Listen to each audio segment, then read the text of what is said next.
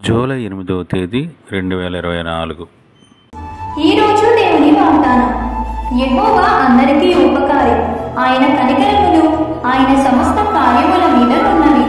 కీర్తనల గ్రంథం 145వ అధ్యాయం 9వ వచనం.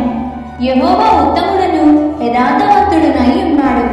తన మార్గమును గూర్చి ఆయన పాపులకు ఉపదేశించును. న్యాయ విధులను బట్టి ఆయన దీనులను నడిపించును. ఆయన తన మార్గమును దీనులకు నేర్పును. యెహోవా ఉత్తముడును యథార్థవంతుడునై ఉన్నాడు. తన మార్గమును గూర్చి ఆయన పాపులకు ఉపదేశించును. న్యాయ విధులను బట్టి ఆయన దీనులను నడిపించును. ఆయన తన మార్గమును దీనులకు నేర్పును. ఆయన చేసిన నిబంధనలు, ఆయన నియమించిన శాసనములను గైకొను వారి విషయంలో యెహోవా త్రోవలన్నీయు కృపాసత్యములై ఉన్నవి.